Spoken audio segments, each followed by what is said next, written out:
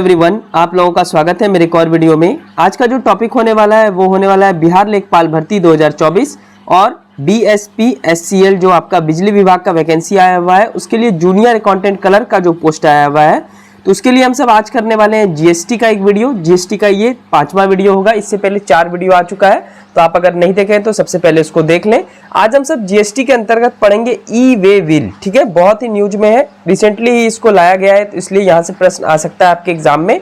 तो चलिए वीडियो की शुरुआत करते हैं। चैनल पे नए हैं तो चैनल को सब्सक्राइब कर लेंगे आप सब। अगर इसका PDF चाहिए आपको तो ज्वाइन कर लेंगे टेलीग्राम चैनल, लिंक होगा डिस्क्रिप्शन में। ठीक है, चलिए ई-वे बिल समझेंगे और अच्छे ढंग से समझने का प्रयास करेंगे। मैं शुद्ध हिंदी में आपको बताने वाला हूं और मैं इंग्लिश ट्रांसलेट भी कर दूंगा जहां पे आपको दिक्कत होगा। नॉर्मल बात है कि आप हिंदी भाषी हैं तो आराम से सीख ही जाएंगे। ई-वे बिल क्या होता है? तो ई-वे बिल एक परमिट है। क्या परमिट है भाई? तो जैसे मान लेते हैं आप कोई भी सामान लेकर के बिहार से यूपी जाते हैं, तो बिहार से यूपी जाने में एक बिल लगता है जिसका नाम है ई-वे बिल। अब ये कब लगता है, क्यों लगता है, अभी हम बाद में जानेंगे। या ई-वे बिल तब भी लग सकता है जैसे आप बिहार में ही, अगर आप मान लेते हैं पश्चिमी चंपारण में है और आपको सामान लेकर आना है भागलपुर, ठीक है, तो पश्चिमी चंपारण से भागलपुर जब आएंगे तो आपको ई-वे बिल की आवश्यकता पड़ेगी। यानी ई-वे बिल एक परमिट है जो कि परिवहन द्वारा दिया जाता है, मतलब परिवहन करने के लिए दिया जाता है। यह बिल 1 अप्रैल 2018 से पूरे देश भर में लागू हुआ, इसको याद रखेंगे आप सब। चलिए, इंटरेस्टिंग सब इसमें क्वेश्चन बनेगा, इसलिए इसको देख लेते हैं अच्छे ढंग से। यानी ई-वे बिल जो है ये एक राज्य से दूसरे राज्य ले जाने में भी आपको मनवाना पड़ेगा, और इसके अलावा अगर आप एक जिले से दूसरे जिले एक ही राज्य में ट्रेवल करते हैं तो उस समय भी बनवाना पड़ेगा। लेकिन इसमें कुछ काउज है, वो हम सब अभी देखने वाले हैं। ठीक है, तो ई-वे बिल क्या है? तो ई-वे बिल एक दस्तावेज है जिसे GST शासन के तहत अनिवार्य रूप से यानी कंपलसरी रूप से अंतर राज्य यानी राज्य के अंदर और राज्य के भीतर परिवहन के लिए आवश्यक है। बिहार में इसे 20 अप्रैल 2018 से लागू किया गया था। जब एक राज्य के अंदर एक जिले से दूसरे जिले कोई परिवहन ले जाता है, कोई सामान ले जाता है, तो उसे इस स्थिति में ई-वे बिल बनवाना पड़ता है। ठीक है, अभी हम सब बात किए ही। या एक राज्य से दूसरे राज्य कोई चीज ले जाया जाता है तो इस स्थिति में ई-वे बिल बनवाना पड़ता है। ये कौन बनाता है, अभी हम सब बात करेंगे। यानी आप एक जिले के भीतर भी कार्य कर रहे हैं, परिवहन ले जा रहे हैं, तो वहां पे भी आपको ई-वे बिल बनवाना पड़ता है, ये GST के अंतर्गत आता है। और एक राज्य से दूसरे राज्य कोई चीज ले जा रहे हैं तो उस स्थिति में भी ई-वे बिल बनवाना पड़ता है। तो 2 स्थिति हम सब समझ गए, कॉन्सेप्ट क्लियर रखिएगा। ठीक है, ई-वे बिल कब बनवाना पड़ता है और कब नहीं, चलिए हम सब जानते हैं। तो 50 किलोमीटर से कम दूरी एक राज्य के भीतर तय करने पर ई-वे बिल नहीं बनवाना पड़ता है। मतलब अगर आप एक राज्य के भीतर एक जिले से दूसरे जिले में जा रहे हैं और वो 50 किलोमीटर की दूरी से कम है, 50 किलोमीटर से कम दूरी है, तो वहां पे आपको ई-वे बिल बनवाने की आवश्यकता नहीं है। लेकिन अगर वही उसी स्थिति में आप 50 किलोमीटर से अधिक दूरी तय करते हैं एक राज्य के भीतर ही, तब आपको ई-वे बिल बनवाना पड़ता है। याद रखेंगे इसका लिमिटेशन क्या है, 50 किलोमीटर। अगर 50 किलोमीटर के भीतर अगर आप एक राज्य में ट्रैवल कर रहे हैं, एक जिले से दूसरे जिले जा रहे हैं, तो वहां पे ई-वे बिल नहीं बनवाना पड़ता है। लेकिन अगर आप 50 किलोमीटर से ज्यादा जा रहे हैं तो फिर आपको ई-वे बिल बनवाना पड़ेगा।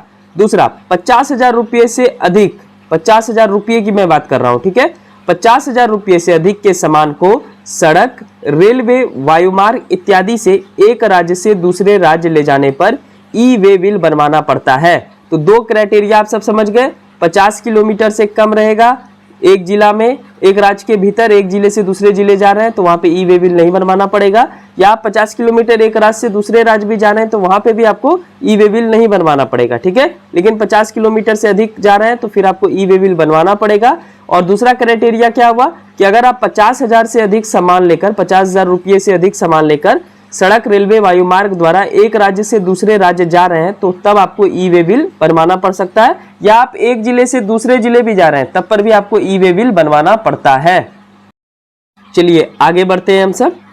राज्य के भीतर सामान की राशि की सीमा अलग अलग हो सकती है, किंतु एक राज्य से दूसरे राज्य ले जाने पर 50,000 रुपया रहेगा तो ई-वे बिल बनवाना पड़ेगा। ये बिल 15 फरवरी 2021 से पूरे देश में सभी वाहनों के लिए लागू कर दिया गया है। तो यहाँ पे वाहन वगैरह से कोई मतलब नहीं है, ये क्वांटिटी रहना चाहिए 50,000 रुपये से अधिक और 50 किलोमीटर की दूरी। ठीक है, राज्य के भीतर 50 किलोमीटर से कम दूरी करने पर ई-वे बिल अनिवार्य नहीं है। याद रखेंगे इसको, नोट में मैं लिख दिया हूं। ठीक है, पहले इसकी सीमा 10 किलोमीटर थी, अब इसको बढ़ाकर कितना कर दिया गया है, 50 किलोमीटर कर दिया गया है। चलिए बढ़ते हैं अगली। नए प्रावधान के अनुसार यदि ई वे बिल में कोई त्रुटि होती है, त्रुटि मतलब होता है रॉन्ग होना, गलत होना, तो टैक्स और पेनल्टी दोनों देना होगा, ऐसा पहले से ही बोल दिया गया है। पहले कैसा था ई वे बिल, तो पहले तो कंप्यूटराइज नहीं था, इंटरनेट उतना नहीं था, तो पहले यह परमिट कागज पर बनता था, ठीक है। किंतु अब कंप्यूटर पर इलेक्ट्रॉनिक कंप्यूटर बिल बन रहा है, इसे ही ई वे बिल कहते हैं।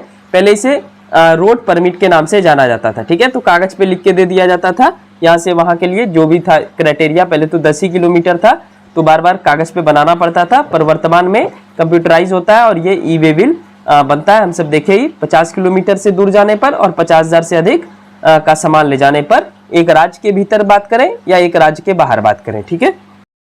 चलिए बढ़ते हैं अगले पेज की ओर। 2021-22 के बजट में ई वे बिल के सेक्शन 129 में बदलाव किया गया।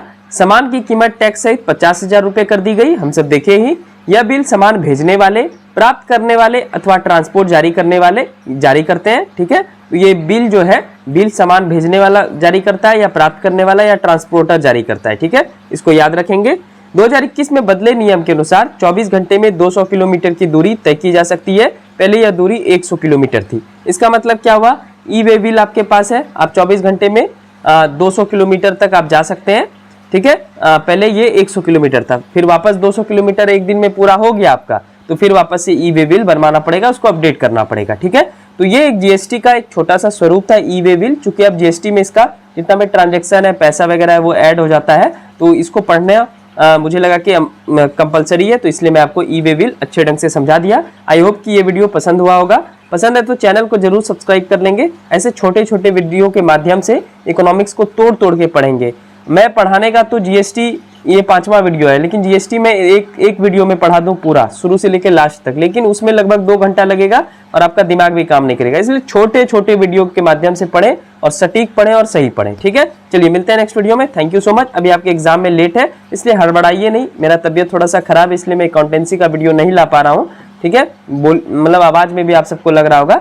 तो अभी तुरंत एग्जाम होने वाला है नहीं, तो आराम आराम से आप पढ़िए, कोई घबराने वाली बात नहीं है। मैं सारा कुछ कंप्लीट करवाऊंगा, ठीक है। जो जो बोला हूँ टाइम टेबल में वो जरूर कंप्लीट करवाऊंगा। आप सब थोड़ा सा धैर्य रखिए, ठीक है।